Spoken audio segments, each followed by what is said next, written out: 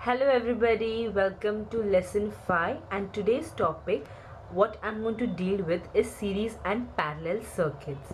Now as you know, in any electronic circuit solving series and parallel is very important, and at the same time if you have a little bit knowledge about it, it'll be a fun to solve it. But what happens is, to solve bigger problems you really have to scratch your brains. So what I'm going to do today is I'm going to give you a little bit about what is a series and what's a parallel circuit, and I'm going to take and solve a problem, and this problem I'm going to solve it by a method known as the break it down method. Okay, so quickly we'll see what is series and parallel circuits. Now as you can see here, I have drawn a circuit. Here I'm given a voltage supply and there are two resistors which is in series. So as you can see, when this voltage is applied, a current will flow. If the current I flows in R1 resistors as well as in R2 resistors, that means these two resistors are in series. So R equivalent value will be nothing but R1 plus R2. Now this is about the series circuits. Now let us see what is a parallel circuit. In case of a parallel circuit, I have shown a diagram as you can see here. Now what I have done is I have taken two resistors in parallel. Again I have applied the voltage source and the current I flows through them. But when this current I comes to this node, it divides into two branches, say about I1 and I2. So the current flowing through R1 is I1 and current flowing through R2 is I2. So you will know that the current is getting divided. That means these two resistors are in parallel to each other. So therefore 1 by R equivalent is 1 by R1 plus 1 by R2. So if I solve it, I'll get this as R equivalent is equal to R1 into R2 divided by R1 plus R2. So this is just a basic thing to know about. When the resistors are in series, you need to add them, and when resistors are in parallel, you need to use this formula. So quickly we'll start with an example. Okay, so I have given an example here. Calculate the battery current for the network. So I have a resistor, I have a circuit, and there are so many resistors which are connected. Now when you look at this, it seems difficult, but as I said, I'm going to use a break it down method. Now what is a break it down method means? This you have a positive, this you have a negative terminal. I'm going to literally pull out the wire and make it into a straight line and then solve it step by step. It's just a matter of 4 to 5 steps and you are sure to get the correct answer. Okay, so we'll see first what is the question. The question is calculate the battery current for the network. So I need to find I. I know that I is equal to V divided by R equivalent. Okay, because you have so many resistors, so I have to find the R equivalent of this. So what is the value of V? The value of V is 30. So 30 divided by R equivalent.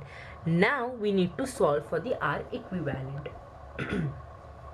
So what is the first step? You are going to use it for this break it down method. You have to find how many junctions are there in the circuit.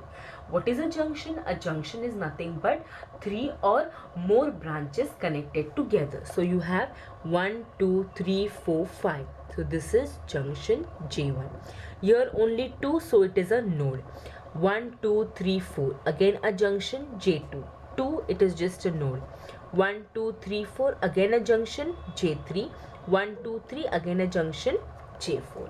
So good, we have done the naming of the junctions. Now as I said, I'm going to pull it out. So take this positive part. This is positive. From positive to J1 is nothing but a single wire. From J1 to J2. Now we'll take a straight line first. J1 to J2 is nothing but a 4 resistor. So J1 to J2 is nothing but a resistor of value 4. Now from again J1 and J2, I am having two resistors. Now as you can see here, the current which is flowing here is flowing in the 2. Same value of current is flowing in this 2. So that means it is a series circuit. So 2 and 2 are in series to each other. So this 2 value of resistor and this 2 value of resistor are in series. And as these two currents get divided into two different branches, this gets parallel to this and this. Okay, so that is done. Next, J2. From J2 to J3, directly I am having first value is as 2.4. Again, same thing. From J2 to J3, same current is flowing. So 2 and 2 are in series, which is in parallel to 2.4. Next, from J3 to J1. So this is J3, this is J1. The value is 2. Next, from J3 to J4. So J3 to J4, I am having resistor of value 1. Then from J4 to J1, again 2.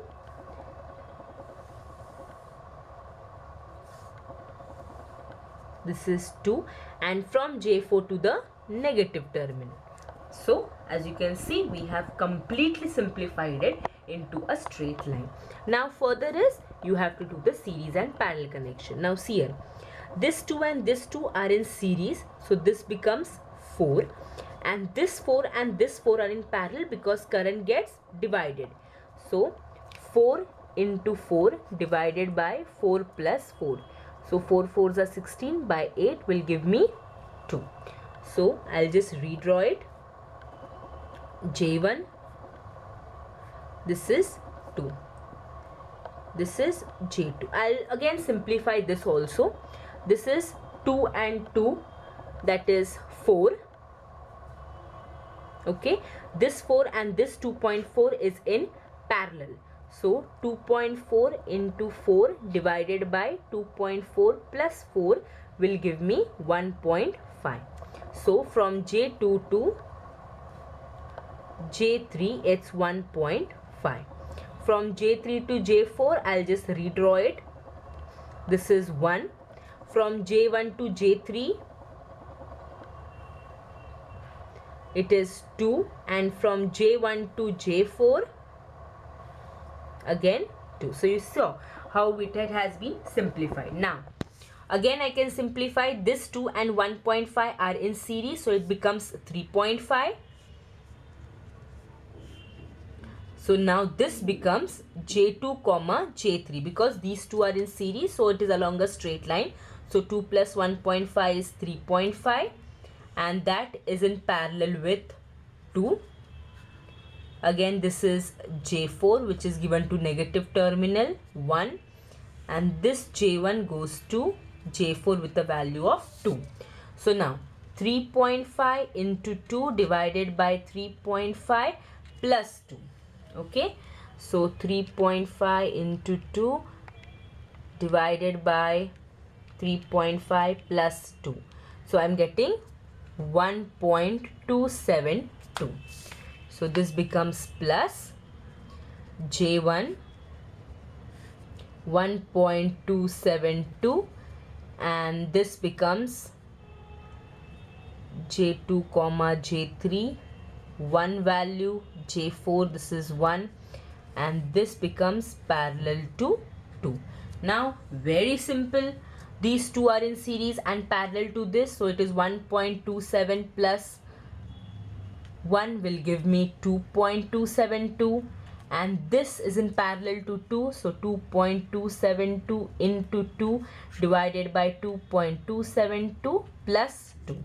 So if I can see, 2.272 into 2 divided by 2.272 plus 2. So I'm getting 1.06. So the value from plus terminal to negative terminal is nothing but 1.06. So therefore our equivalent is nothing but 1.06. So this value I need to substitute it here. So it is 30 divided by 1.06. So 30 divided by 1.06 will give me 28.30 amperes. So this is how you're going to calculate the battery current for the circuit. As you can see, the whole circuit I just completed in 4 steps. With more practice, you can either complete it in 2 or 3 steps. I've just elaborated it so that you will have a good idea of it. I hope you have liked this video, so please like, share and subscribe, and keep hooking up for the next video. Thank you. Have a nice day. Bye.